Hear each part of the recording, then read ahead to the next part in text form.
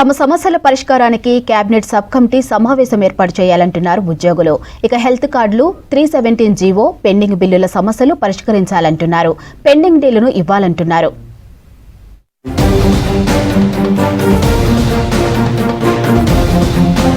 ఉద్యోగుల సమస్యల పరిష్కారంపై కసరత్తు చేస్తుంది సర్కార్. రాష్ట్ర ఆర్థిక పరిస్థితి బాగోలేకపోవడంతో ఆర్థిక భారం లేని సమస్యలపై ఫోకస్ పెట్టింది. ప్రభుత్వ ఉద్యోగుల సమస్యల పరిష్కారానికి రాష్ట్ర ప్రభుత్వం కేబినెట్ సబ్ కమిటీని నియమించింది. ఈ సబ్ కమిటీలో చైర్మన్ గా డిప్యూటీ సీఎం బట్టి విక్రమార్క, సభ్యులుగా మంత్రులు శ్రీధర్బాబు, పొన్నం ప్రభాకర్, ప్రత్యేక ఆహ్వానితులుగా ప్రభుత్వ సలహాదారు కేశవరావు ఉన్నారు. ఈ మధ్య ఉద్యోగుల జేఏసీ నేతలు, ప్రతినిధులు ముఖ్యమంత్రి రేవంత్ రెడ్డితో సమావేశమై పెండింగ్ సమస్యలను పరిష్కరించాలని కోరారు. అంటే ఆ రోజు రాష్ట్ర గౌరవ ముఖ్యమంత్రి గారు రాష్ట్ర ప్రభుత్వం మరియు గత ప్రభుత్వాలు చేసిన అప్పులు, మాకున్న ఆదాయం మొత్తం కూడా మిత్తిలే కడుతున్నాం, మా దగ్గర పైసలు లేవు.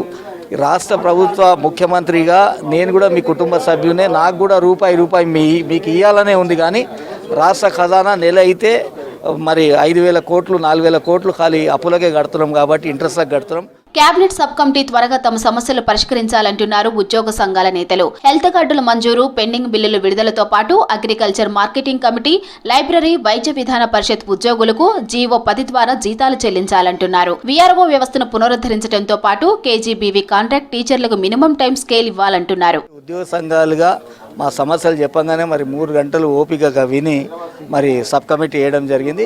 అయితే ఆ రోజు మరి మరుసటి రోజు పోయి గౌరవ ఉప ముఖ్యమంత్రి గారి బట్టి గారిని కలవడం జరిగింది. వారు చాలా స్పష్టంగా చెప్పారు, మాకు కూడా మరి జియో వచ్చి కూడా 4-5 రోజులు అయిపోయింది, మీ ద్వారా విజ్ఞప్తి చేస్తూ ఉన్నాం, మాకున్న సమాచారం కూడా ఈ 2 రోజులలో పిలుస్తామని చెప్పిండ్రు. ఆ జాబితా అంతా కూడా సిద్ధం చేసుకున్నాం. సమస్యలతోని ఏ సమస్యలు వారి ముంగట పెట్టాలన్నది కూడా మరి సంఘాల పరంగా, యూనిట్ల పరంగా కూడా పెట్టుకున్నాం. భాగ్యనగర్ హౌసింగ్ సొసైటీ ఉద్యోగులకు ఇళ్ల స్థలాలు మంజూరు చేయాలని ప్రభుత్వాన్ని కోరుతున్నారు ఉద్యోగులు. ఇప్పటికే 1 డిఏ ఇచ్చారని, మిగిలిన 4 డిఏల్లో వచ్చే మార్చిలోగానైనా 1 డిఏ ఇవ్వాలంటున్నారు. కాంగ్రెస్ పార్టీ మేనిఫెస్టోలో హామీ ఇచ్చినట్లు సిపిఎస్ రద్దు చేసిన ఓపీఎస్ ను ప్రవేశపెట్టాలంటున్నారు ఉద్యోగులు. 53 సమస్యలను మంత్రివర్గ ఉపసంఘం ముందు ఉంచుతామంటున్నారు ఉద్యోగ సంఘాలు, జేఏసీ నేతలు.